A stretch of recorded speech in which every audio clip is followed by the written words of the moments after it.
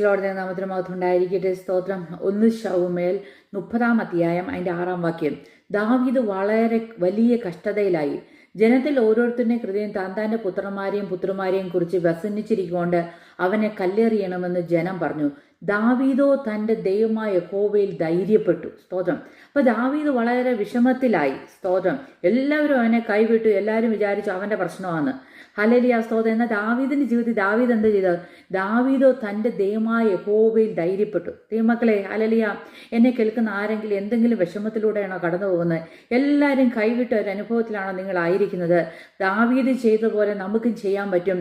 യഹോവയായ ദൈവത്തിൽ ധൈര്യപ്പെടുക, ദൈവത്തിൽ ആശ്രയിക്കുക, ദൈവം കൂടെ ഉണ്ടെന്ന് വലിയ ഉറപ്പും ധൈര്യമുള്ളവരായി മുന്നോട്ട് പോകുക. സ്തോത്രം. ഹല്ലേലൂയ. സ്തോത്രം. നമുക്ക് ചില വാക്യങ്ങൾ വായിച്ച് നമുക്ക് ഹല്ലേലൂയ അത് മനസ്സിലാക്കാൻ പറ്റും. ഹല്ലേലൂയ. സ്തോത്രം. സങ്കീർത്തനം 23:1 ആ ദാവീദ് തന്നെ പറയുകയാണ്, യഹോവ എൻ്റെ ഇടയനാകുന്നു, എനിക്കൊന്നിനും മുട്ടുണ്ടാകില്ല.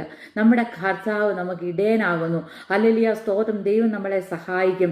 സങ്കീർത്തനം 103:4 പറയുന്നു, കർത്താവ് സ്നേഹവും കരുണയും കൊണ്ട് നിന്നെ കിരീടമണിയിക്കുന്നു. അപ്പോൾ കർത്താവ് നമുക്ക് തരികയാണ് അവൻ്റെ സ്നേഹം, അവൻ്റെ കരുണ, ഹല്ലേലൂയ കൊണ്ട് അവനെ നിന്നെ കിരീടമണിയിക്കുന്നു. നിന്നെ അതുകൊണ്ട് അലങ്കരിക്കുന്ന ഒരു ദൈവത്തെയാണ് ഞാനും നിങ്ങളും സേവിക്കുന്നത്. ഫിലിപ്പിയർ എഴുതിയ ലേഖനം 4 അധ്യായം 3 വാക്യത്തിൽ അപ്പോസ്തലൻ പൗലോസ് പറയുകയാണ്, എന്നെ ശക്തനാക്കുന്ന മുഖാന്തരം ഞാൻ സകലത്തിനും മതിയാകുന്നു. നിങ്ങൾ കടന്നു പോകുന്ന പ്രയാസം മധ്യത്തില്, പ്രതികൂലത്തിന്റെ മധ്യത്തില് അതിനെ ഓവർകം ചെയ്യാൻ കഴിയുകയില്ല എന്ന് നിങ്ങൾക്ക് തോന്നുന്നുവെങ്കിൽ കർത്താവിലും അവൻ്റെ ബലത്തിലും ആശ്രയിച്ച് ഹല്ലേലൂയ പറയുക, എന്നെ ശക്തനാക്കുന്ന മുഖാന്തരം ഞാൻ സകലത്തിനും മതിയായവനാകുന്നു, അല്ലെങ്കിൽ മതിയായവളാകുന്നു.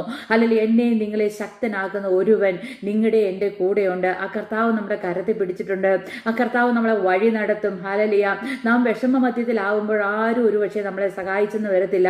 അല്ലെങ്കിൽ പ്രത്യേകിച്ച് നമ്മൾ എന്തെങ്കിലും വലിയ ഒരു ഹല്ലേലൂയ കഷ്ടതയിലായപ്പോൾ ആൾക്കാർ പറയും നമ്മുടെ പ്രശ്നം കൊണ്ടാ, അല്ലെങ്കിൽ നമ്മുടെ ഹല്ലേലൂയ സ്തോത്രം ഗുണം കൊണ്ടാ, അല്ലെങ്കിൽ നമുക്ക് വന്ന ജീവിതത്തിലെ ഭാരം നമ്മൾ ശരിയല്ലെന്നൊക്കെ ആയിരിക്കും ആൾക്കാർ പറയുന്നത്.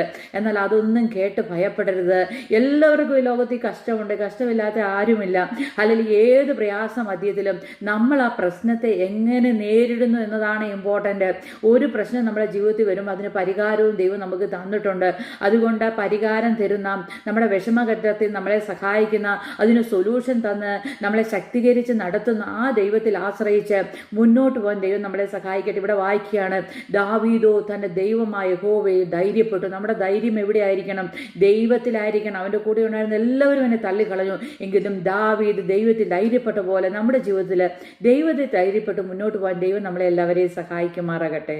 ആമേൻ.